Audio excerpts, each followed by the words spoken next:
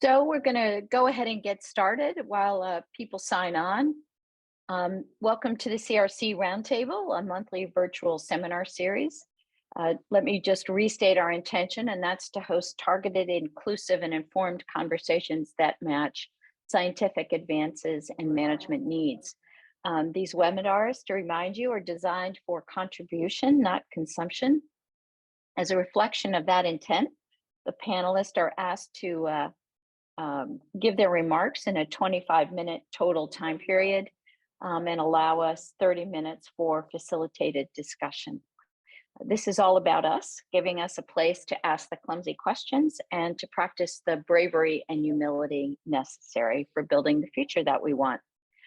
We always start these webinars with an answer to the question, why this topic at this time and by these speakers.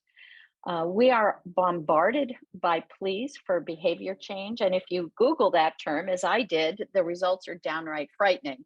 And you get things such as a systematic approach to changing behavior through the use of operant conditioning. You also get references to things like psychotherapeutic and other interventions. So I am grateful for the switch to the term positive action. And that term implies both a goal and a forward movement toward that goal. And so I think the goal is clear: to achieve our public goals for the health of the bay and watershed. However, we may be unwittingly creating obstacles to that goal through our actions or lack of them. So how do we define forward movement to those goals, specifically those that an individual can contribute to? Thankfully, many choices for those individual actions have been identified. And so what is left is how to move each of us to do the positive things. There is no lack of theories of change or strategies to apply. I think if you've been through an airport bookstore and you look for the section on behavior change, it will contain a dizzying array of resources. And so a resource that helps us navigate all of that knowledge and illuminates tools and information that we can utilize in our work is invaluable. What's the urgency? Quite simply, the easy things have been done, and our challenge now is a non-point source one. We realize that on the ground actions of the 18 million residents of the watershed are the key to success. And so finally, why these speakers? They are the architects of a tool that can help us maximize our individual and collective impact, namely the Chesapeake Behavior Change website developed by the Chesapeake Bay Program. Our speakers today are Amy Handon and Steve Rabe. Amy is the local implementation programs coordinator for the Chesapeake Bay Program.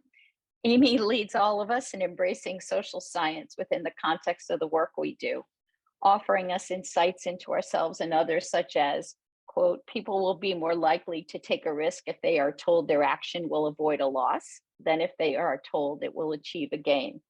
And I so wish that I had met Amy while I was raising my children. Steve Rabe is the owner of Opinion Works. He's an expert in public opinion polling for the news media and public sector agencies. And in doing that work, he helps us examine concept and messages to specifically bring about positive action. I've greatly, if you haven't seen any of his work, I've greatly appreciated his advice on report card best practices, which gives authors of water quality report cards best practices for communicating that scientific data to non-scientific public audiences. This is a bit of a unique roundtable. Instead of a general introduction to a topic, these are experts that are ready to answer your questions about the tool. And I know that I am going to take advantage of that opportunity, and I hope that you will too. In order to get us started, they've got some questions they'd like us to answer.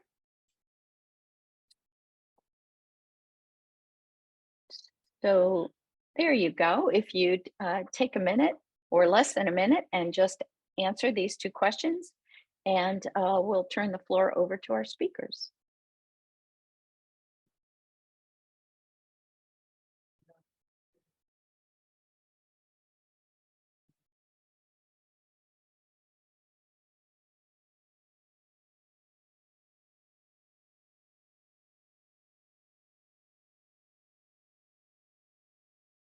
All right.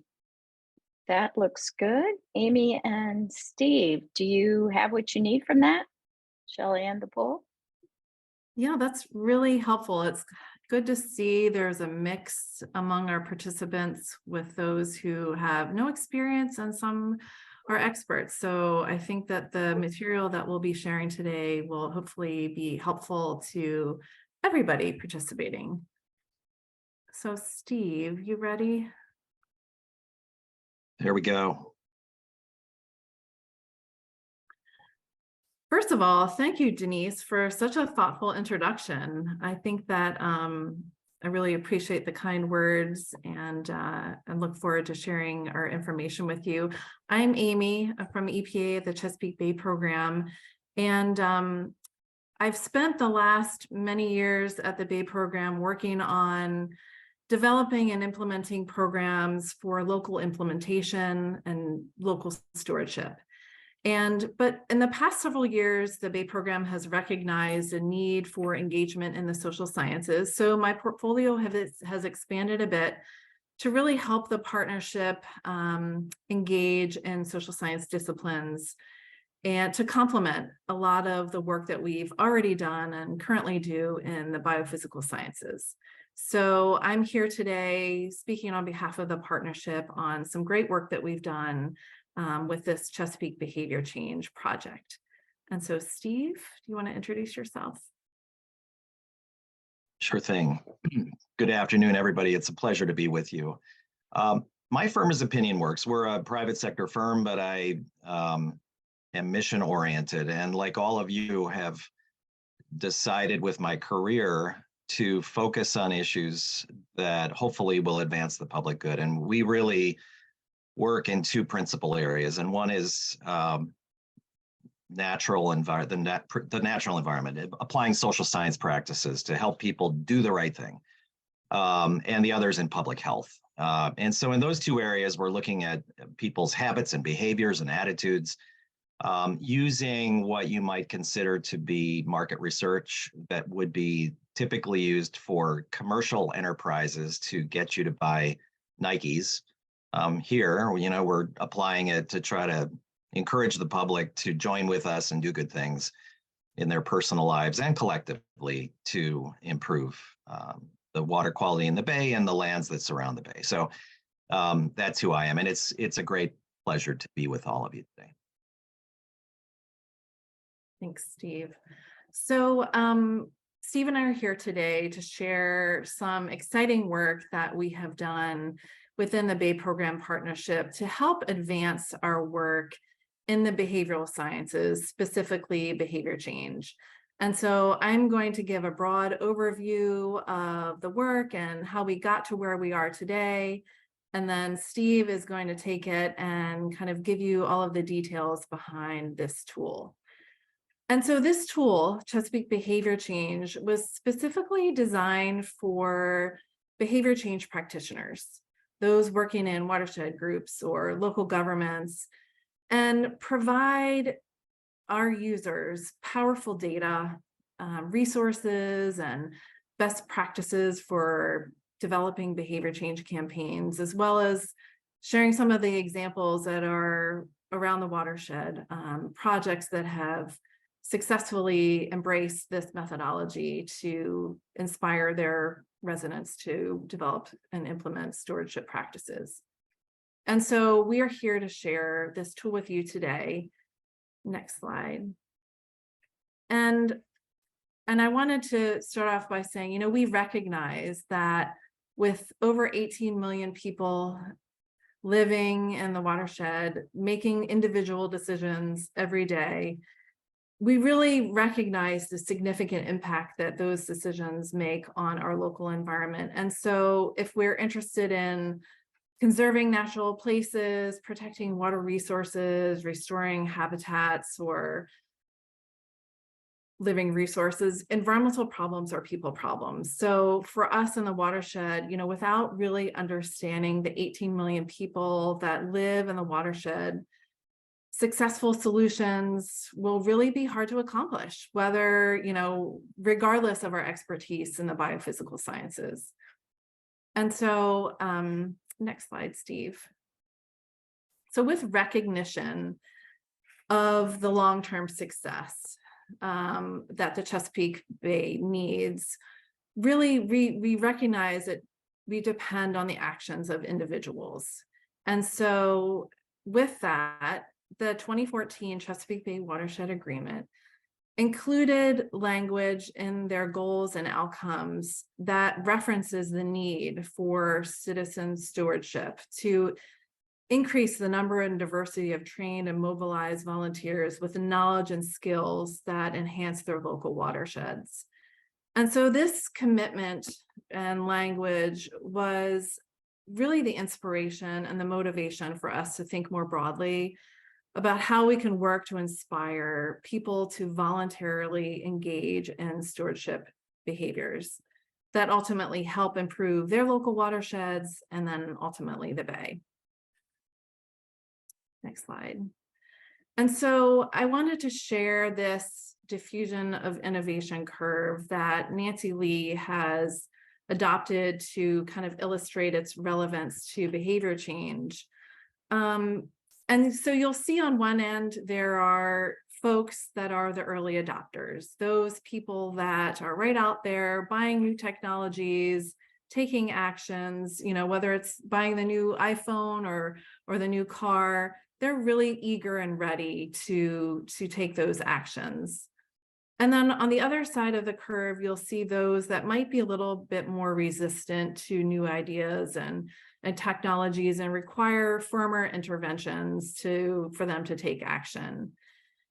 And then there's those in the middle who might have the intention and the interest in buying that latest iPhone, but need a little help in the form of nudging or encouragement for them to go out there and buy the latest technology and perhaps overcome a barrier that they currently have in order for them to take that action. Next slide, Steve.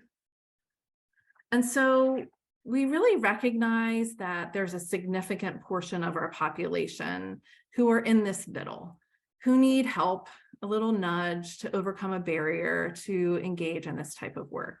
And so we feel that social sciences, the application of social science disciplines, really like behavior change, are well suited for this audience in order for them to be inspired to take stewardship actions.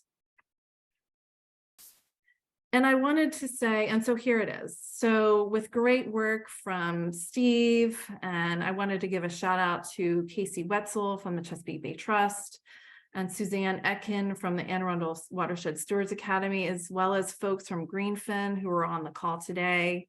We embarked on this process to first collect data so we really could understand what people are doing and what kind of actions and behaviors they are taking to build stewardship at the local level.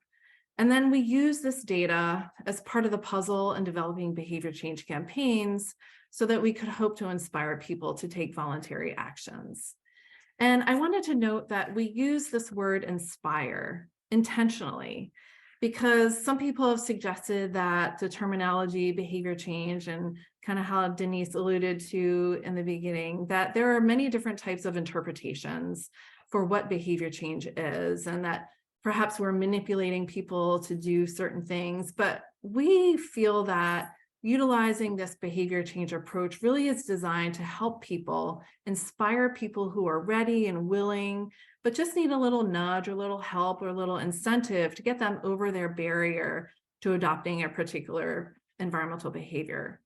And Steve, actually, could you go back to the last slide? I wanted to mention one more thing, that this slide, I think, articulates the value and the need for all different types of approaches. And so we are certainly not suggesting that behavior change is the end-all be-all approach, but should be used in combination with regulations and legal interventions, as well as education, to kind of complement one another as folks are engaging with their community to support environmental outcomes.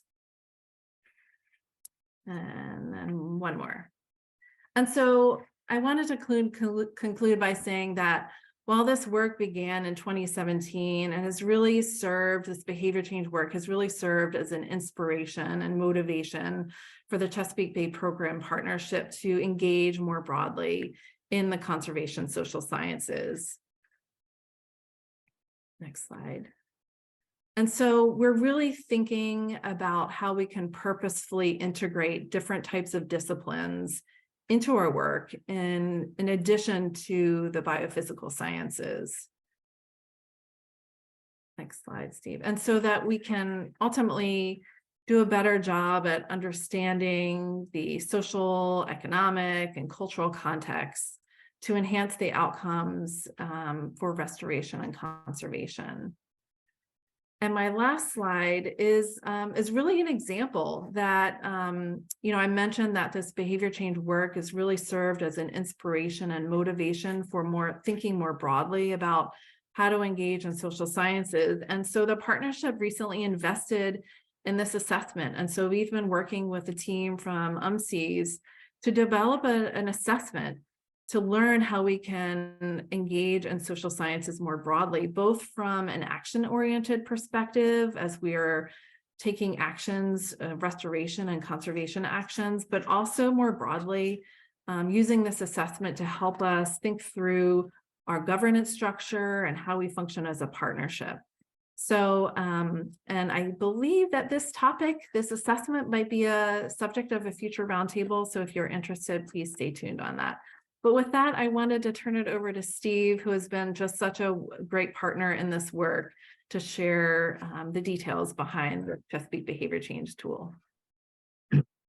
Thanks, Amy, so much. And yeah, I want to echo the shout outs that Amy just gave to Greenfin, who's with us here today, to the Bay Program's web team for making this possible, to Amy, who has become a real, leader to encourage other people within the Bay Partnership to think about social science and apply it, and that's the way we're going to move forward.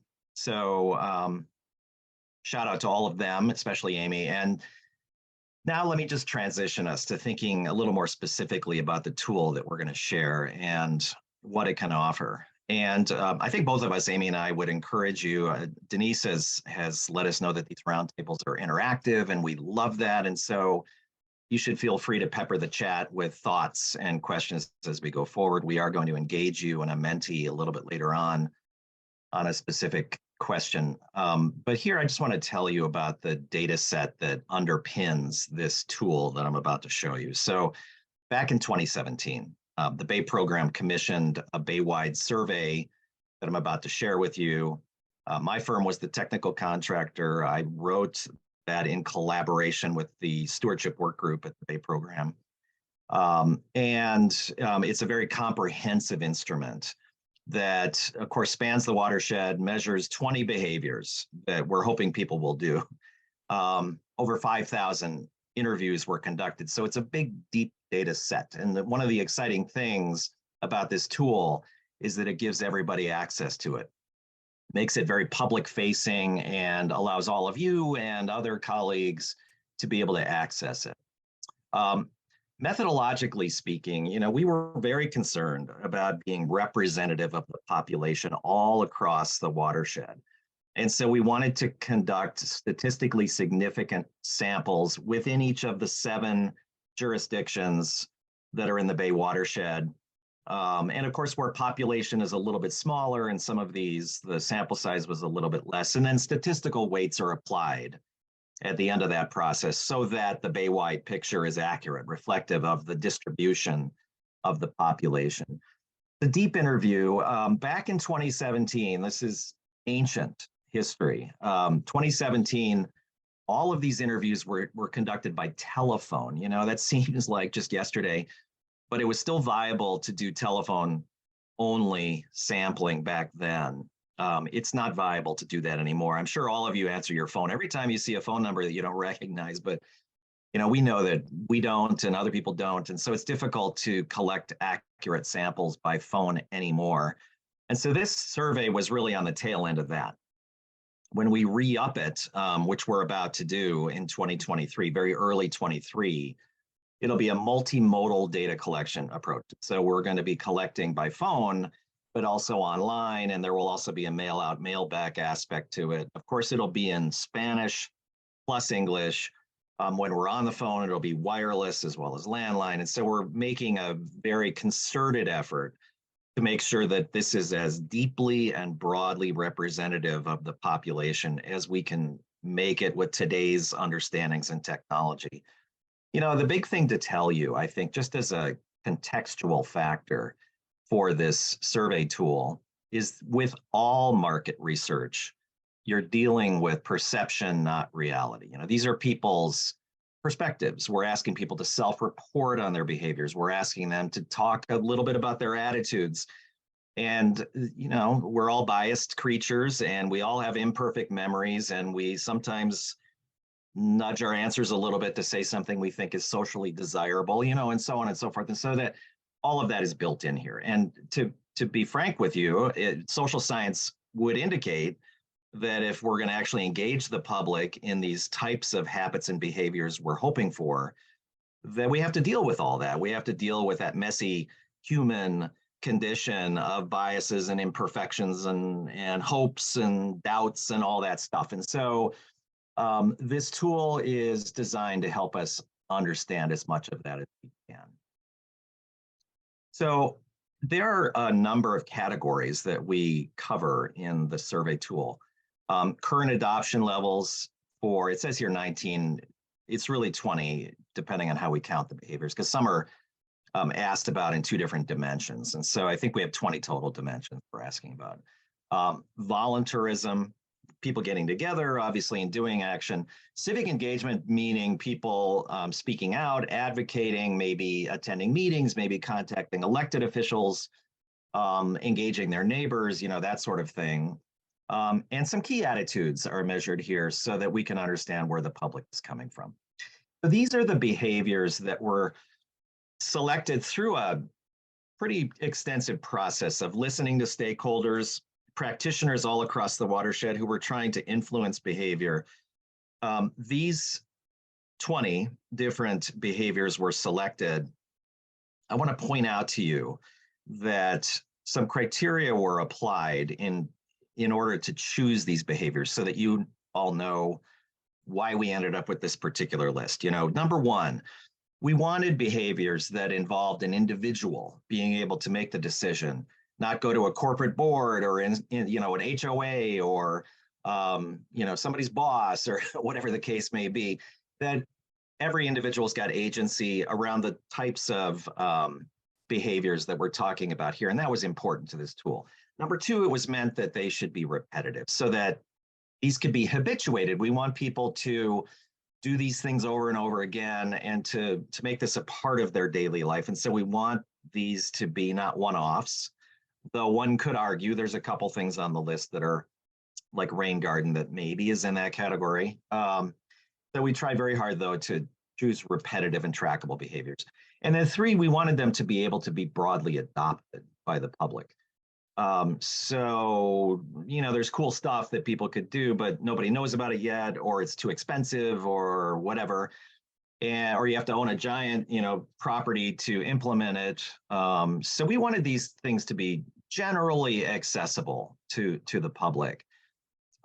We decided not to include ag BMPs and also not to use, I know one of the questions that may be coming is around living shorelines. And so, for example, we chose not to include something like that because it was very specialized and just applicable to waterfront property owners. And we also wanted to stay away from behaviors and practices that were already being measured very well by other people, you know. So anyway, the broad adoption was important. And then numbers 4 and 5, you can kind of think of together.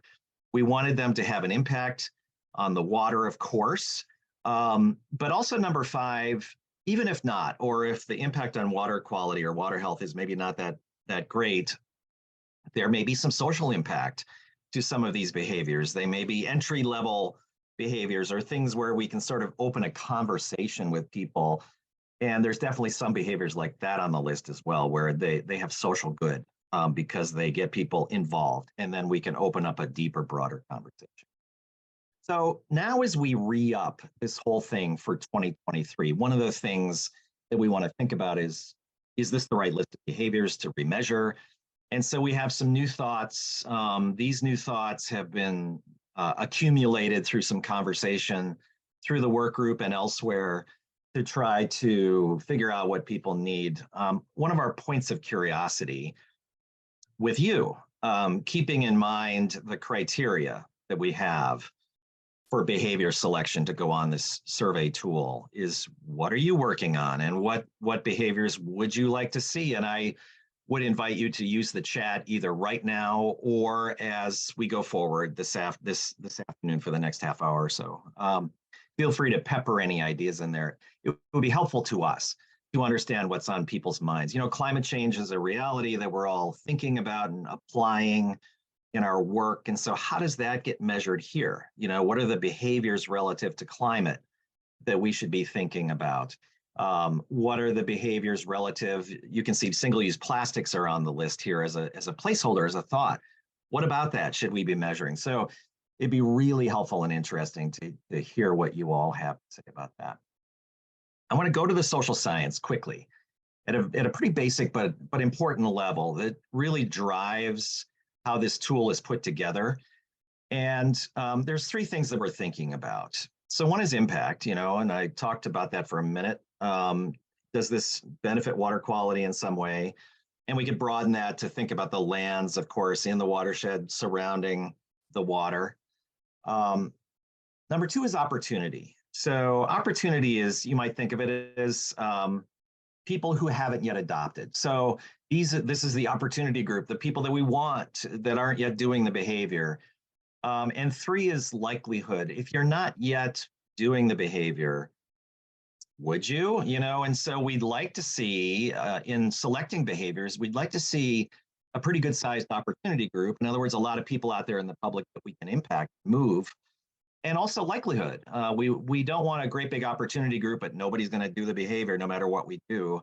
So you look for a nice combination of impact on water, opportunity of a large share of the public, and those people may be poised or ready or willing to some extent. And so the tool's designed to measure these things. And so it works kind of like this. I mean, there are two basic measures, and this is an example, picking up your dog's waste. So we measure the incidence level on a scale, always, usually, sometimes, seldom, or never.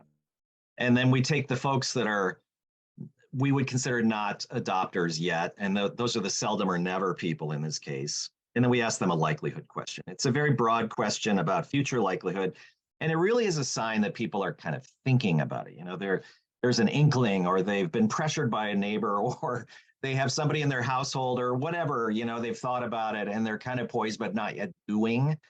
And so with this particular behavior, you can see 16% of the non-performers are very likely by their own definition, and another 11% are somewhat, and then everybody else is like, I'm not going to do that. So this is very important for us to understand for all of the behaviors so that we can focus our efforts where we can have the most impact.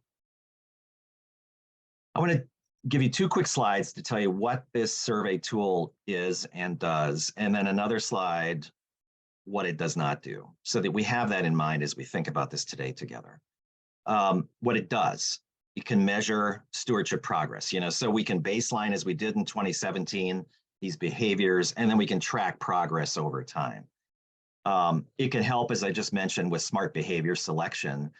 It can also help people zoom in on the focus audiences within their jurisdictions that are most movable. And so if we have limited resources to work with, which everybody does, rather than sort of blanketing the whole population, if we could engage the people that are most likely to be moved and maybe move towards action, then we can be a lot more efficient. And so this tool helps us do that. And then it's also a resource for other Bay program priorities, public access, of course, and diversity being two key ones that we're thinking a lot about. And with regard to diversity and equity, we are thinking actively right now as we plan for the 2023 iteration of this, how well or not well this tool might account for equity in our society? Are we, number one, measuring well so that we're not missing out on people whose voices need to be heard in this? Are we reaching out in a way that's friendly and understandable and so on?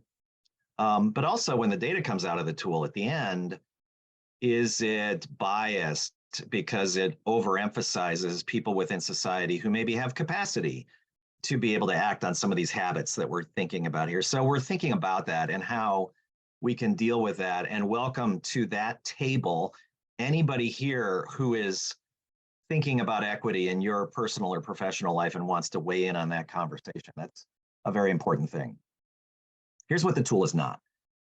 We're not going to specifically verify implementation, of course. We're not looking at individual practices that may exist in specific locations. This is a population sample, so we're projecting. We're extrapolating across a broad population. It's not going to answer any why questions. So we are not in the business of saying why people do and don't perform the behavior. That is another piece of research that's very, very important, but not here on this tool because there wasn't space. So that needs to be dealt with elsewhere. It does not measure public policy. We're not asking people if they want to ban plastic bags or things like that on this tool, though it could be done elsewhere and is done elsewhere.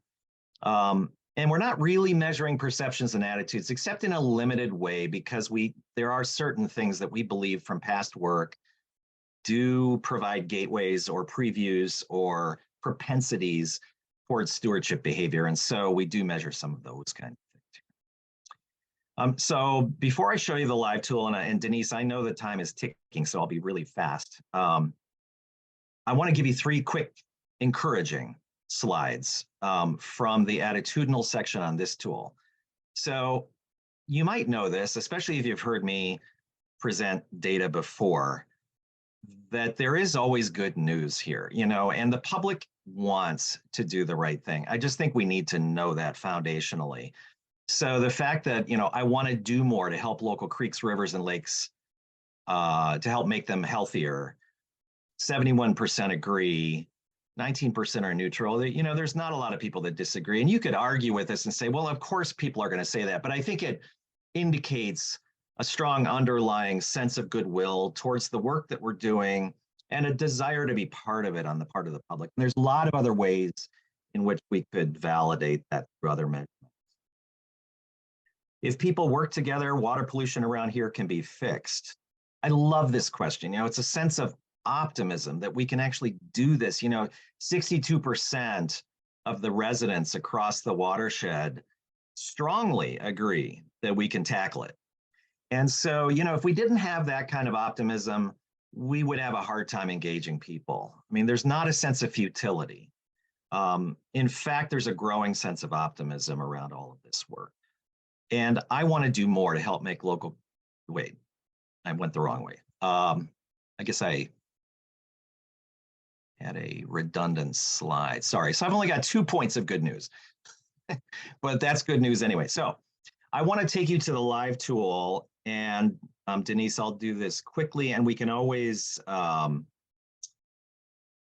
back to the live tool during the Q&A if people want to see more, but I'm going to give you just a top line preview. And I want to invite everybody who's interested in this work to bookmark ChesapeakeBehaviorChange.org. This resource is meant to be used by you. It's meant to be accessible to the public. And so we hope that you'll go there and furthermore become active users and feedback to us. There's a mechanism in here where you can give feedback. And so it'd be wonderful to know how you feel about this tool. So 3 major things you can do here. 1, explore the survey data that I've been talking about. 2 is learn how to influence behavior change. So one of the things that we wanted to accomplish with this web portal was to give people a primer, a step-by-step guide. If you're not a social scientist, you can still do all this stuff, and so it's just a matter of being aware of best practices and following along with those. And so we've tried to make that really accessible to everybody here. And then share your campaign.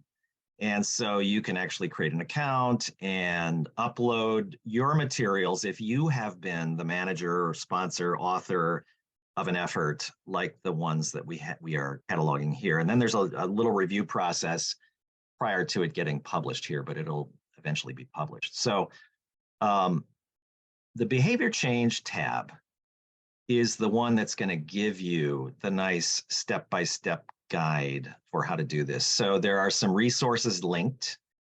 Doug Mackenzie Moore was mentioned earlier, I think. And so, you know, he and other colleagues are, some of their work is linked here. And then we've got a step-by-step guide that we have created to try to make this very accessible for everybody. So you can click in. It gives you a sense of how you choose a behavior, how opportunity, likelihood, and impact work, and so on. And so every step has got this. Step 3 is barriers and benefits. This is the why stage that I said we don't address with this particular tool, the survey tool. But there's other work that you should probably do if you are going to engage in an effort to what's the term that Denise has us using now? Positive action. If you want to get people acting positively, we do have to do some of that kind of work, and it may come through focus groups or some in-depth interviews. And so that's outlined here, and it can be done by finding a technical contractor or by maybe doing it yourself. And so we try to make that very accessible to you. There is a case study database here.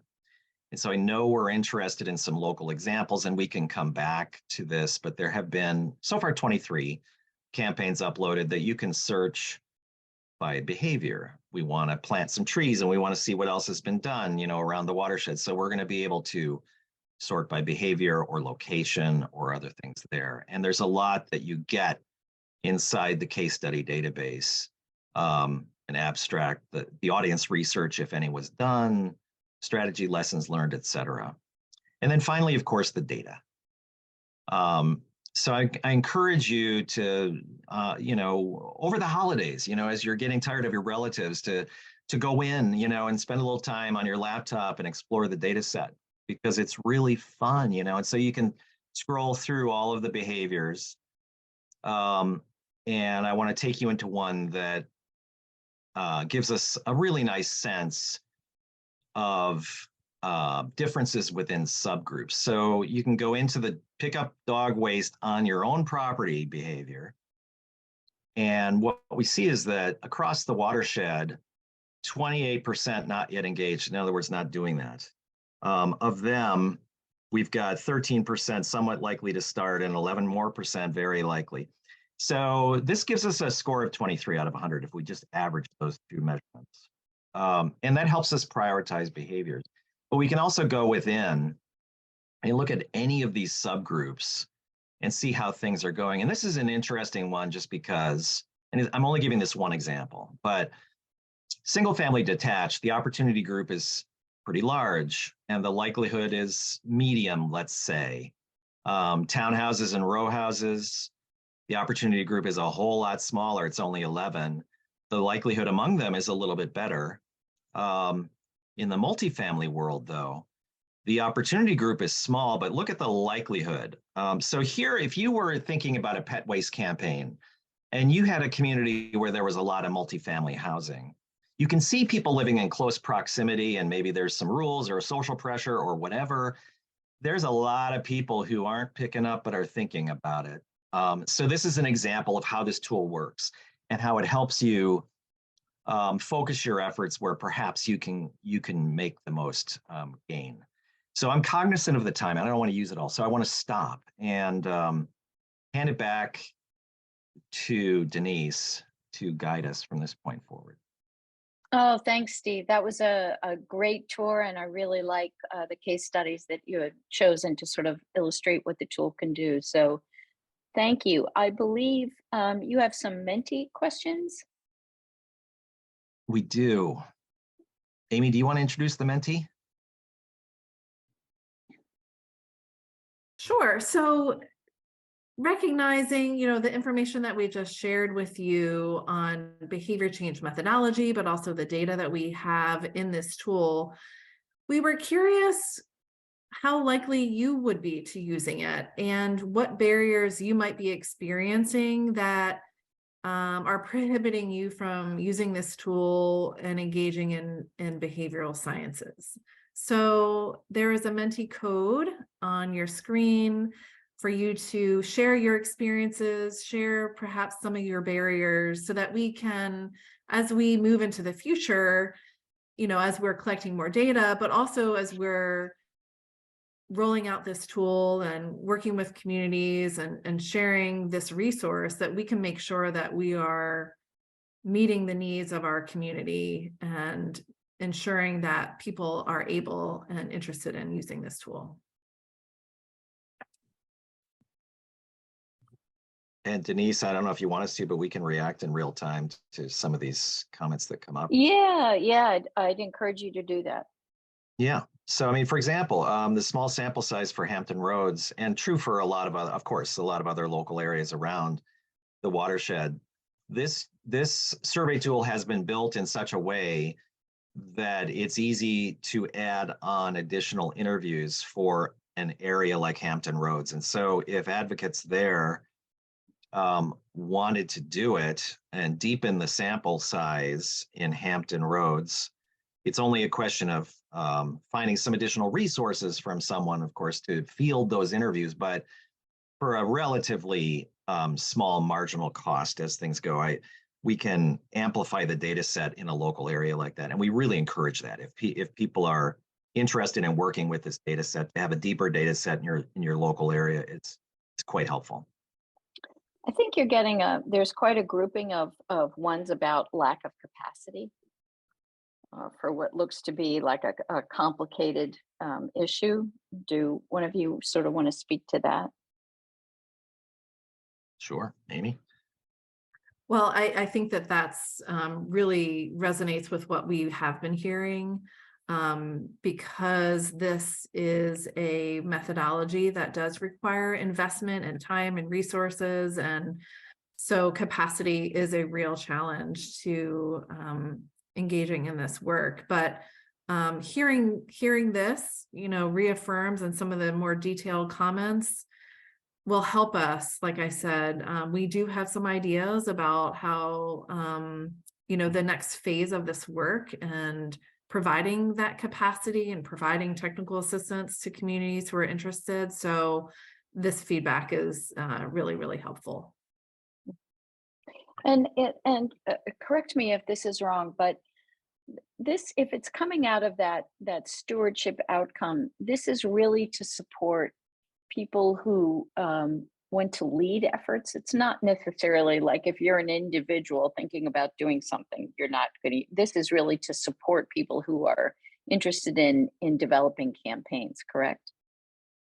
Yeah, I mean, that was the intent. With the prime audience for this tool that we've just looked at is what you said, Denise. It's everybody who's here on this meeting, I think. It's people that may want to reach out and engage their communities around these behaviors. It's meant to give you more information to be able to do that better, information in a variety of ways. Not to say that the public won't want to look at it and know what's going on in their local communities and what people are doing. Certainly interested citizens or residents who care about these things can look and may want to look and be informed about it. But the prime audience is practitioners, for sure. You might want to perhaps move on. I know you have another question. I think that was it. I think that was the one. Oh, great. All right. So I am waiting to facilitate some questions. And I think to get us started, I might ask you some. And so what do you think is and each of you can answer, what do you think is the largest misunderstanding as regards the integration of social sciences into the restoration effort? For example, is it that it's too hard, or it's not quick enough, or what do you think is the biggest misunderstanding?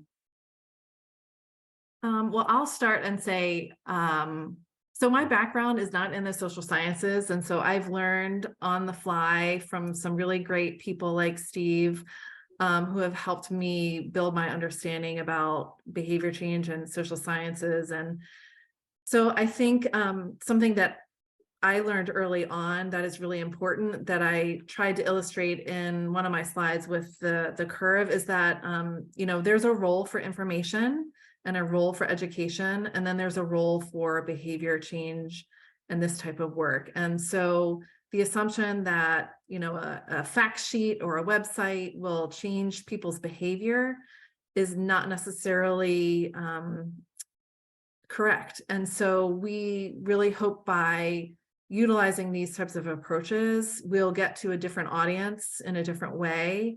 There certainly is a role for education, but this is a different type of approach to yield, different results. But also, it's an investment, and you'll see from if you go through that one page that Steve shared about, the methodology. It is a methodology. It is a science. And so it does require staff capacity, like everybody recognized in their responses, financial resources, staff resources. So it is time intensive. And so that can be overwhelming at times, but we're hoping by providing this resource and, future assistance that we hope to provide that will help communities who are interested in engaging in this type of work. Yeah, and I would add, my thought would be around the attitude of the Bay program, kind of the ethos and the way it works and moves. It's an adjustment for people that are coming from a natural science perspective and that are very, very focused on metrics. We have a lot of things that we count, and the TMDLs are based on all that, of course, and so we're very, as a movement, I think very, very focused on counting everything. And what can be frustrating for people that are quantitative like that, for good reason. I mean, quantitative for good reason. But what can be really frustrating about social science is that it's much harder to draw a straight line from what we're asking people to do out there in the public to measurable outcomes in terms of water quality or land preservation. It's harder to do. I mean, there are jiggly lines between those things, and you have to have patience. But having said that, I think that there is a shortcoming on the social science side of life, which is that social scientists, though they espouse and want to measure outcomes and want to evaluate well, that is often the step that gets skipped and shouldn't be. I have a really good friend who some of you probably know, who I won't name, but who says, I love everything about this except for the evaluation phases. I just do not have time. I have to get on to the next project. And that's important, though. Evaluation is important because we have to prove to ourselves and other people that these social science interventions work. And so part of what we hope to accomplish with this tool and others is some of that measurement, so that we can reassure ourselves and others that we're on the right track here, and I think we all know that if we can engage the public and bring everybody along and kind of foster a new way of thinking about some of these things and then acting, it's going to bear other kinds of fruit, I think, for the Bay and our society writ large. And so anyway, that's long-winded answer. Sorry.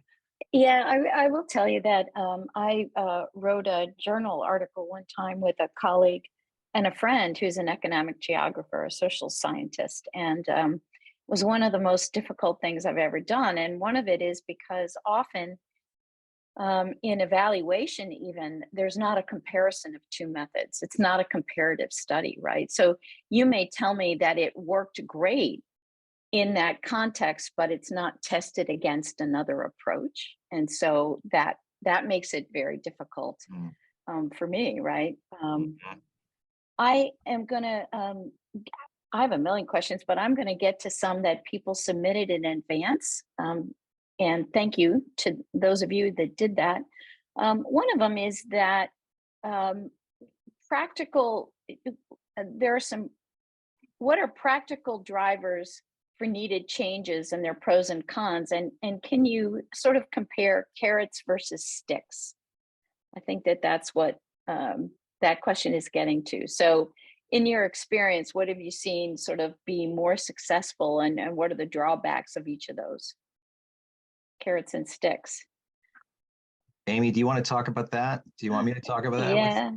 Steve, why don't you start, and then I'll All right, I'll do a little and then pick up on me. So yeah, I mean, that's a very important and fundamental question of this whole thing. And so that step 3 that I was showing you briefly on the web portal, which is the barriers and benefits stage of a campaign, is important.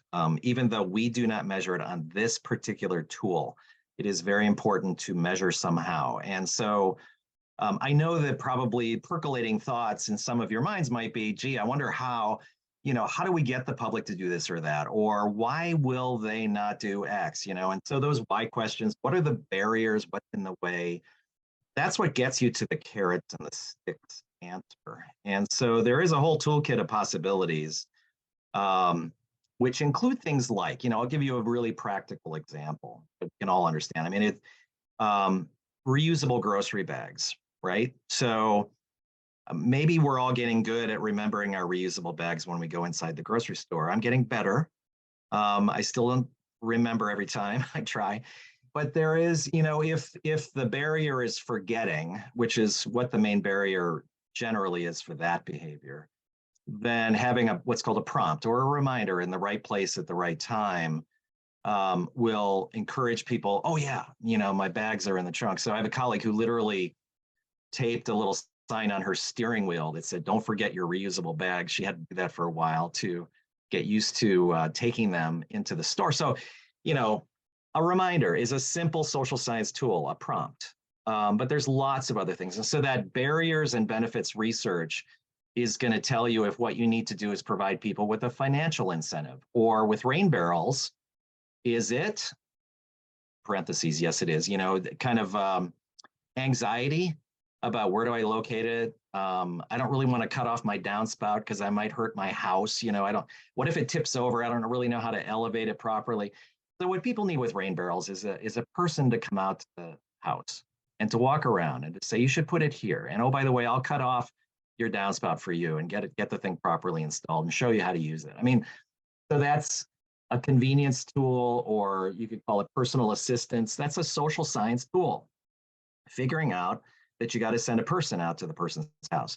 So it's your research that's going to tell you. And great thinkers like Doug Mackenzie Moore have done a really nice job of sort of linking up barriers that you encounter in your research with the tool that you should use to overcome that barrier. And so in one of his books, he's actually got a table that I believe we've semi-reproduced on our website. I'm pretty sure we put it there, which kind of helps you with that sort of stuff. So is it a carrot? Is it a stick? Which carrot? Which stick? How much? How often? Those are the kinds of questions that you'll figure out as you go through the process.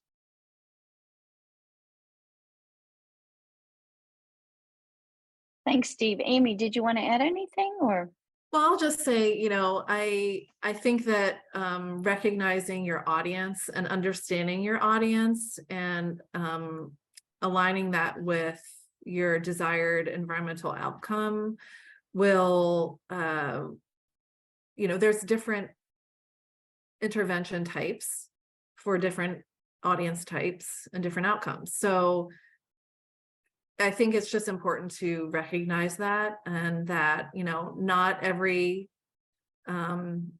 approach is going to be suitable for every outcome. And I hope that, and we've received some constructive criticism to this tool that was kind of along those lines. One, that, this isn't going to work, that regulations, are really only what we need. But then also, so it just depends. And so I hope that we convey that. And the other criticism was that, this is just kind of the opposite of the deep engagement that Mhm. that we need to do with communities to understand their challenges and to help them work through a process to address challenges in their environmental goals. And so, you know, this is just one type of tool for one type of audience, and so there's many different types of approaches for different outcomes and different audiences. Mhm. Yeah, and so I would guess there's also timing, right? You know, and a portfolio approach. I do want to get to one interesting thing because your stewardship, your behaviors, I think in your original survey were all directed more toward water quality. You called it water health. I'm seeing a lot of questions, and I also had a question about as people are more interested in maybe a living resource response, having a positive action that leads to a better living resource outcome. And I think both living shorelines and buffers and plastics actually are those types of things. Are you considering including things that are more living resources related in your next stewardship survey, not so much on water quality? So, for example, we specifically, one of the questions was, uh, will you also include living shorelines and buffer projects in the future? And suggestions about writing a lot about plastic and trash prevention. So, Amy, do you want to go first, and then Steve, Sure. and then I'll ask you at the end. We have 3 minutes left, and I'm going to ask you at the end for one sort of short takeaway. So I'll be quick. Yes to the plastics.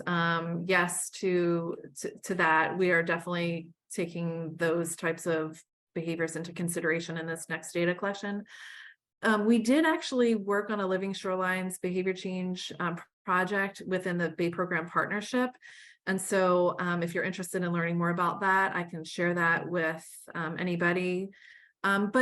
But living shorelines are a little tricky when utilizing this type of approach. There are certain, as we know, there are certain characteristics of a property that must exist in order for a living shoreline to be successfully implemented. And so because there's that nuance of the audience and being a very specific niche audience, this type of approach might not necessarily be the best methodology for living shoreline adoption. Steve? Great. Agreed. Yeah. And I think we're going to expand the conservation landscape section. We do have trees in here, which some people said that's not a repetitive behavior, but I think it could be. I mean, it certainly is in my case, probably a lot of you too. But yeah, Denise, good to think about for sure. We definitely want to move well beyond water quality per se in this next iteration. That's for sure. Yeah. That's great. And so I just have a minute left. I will ask you if you'd like to just a word of advice for all of us as we go forward and we embrace the social sciences in our work. Steve, I'll ask you first, and then Amy, just a parting thought. Yeah, well, my parting advice is just start doing it. It's, you know, one can be really nervous about it, but there's a lot of help around. And just kind of jump into the pool, so to speak. I mean, it really is something that you can't fail at. You just have to start and go forward, and you'll learn. And there's people like Amy and me and others who can help. So that's what I would say. Great. Amy? I would say be open-minded, because I feel like this is a new discipline for many of us in this field. And so there are so many opportunities that can come from engaging in the social sciences. And so I hope that we can be open-minded to these new approaches so that we can be certain that our work will be successful. Oh, I want to thank you both, and I really want to applaud the tool and for being wonderful sort of shepherds for us as we enter that world. I would just remind people that questions that didn't get answered, we will follow up with a panelist, and we send out a link within days of a link to the recording of this webinar, and also answers to anything that got asked that we didn't have a chance to respond to. happy holidays for everyone, and we will see you in the new year. And thanks again, Amy and Steve.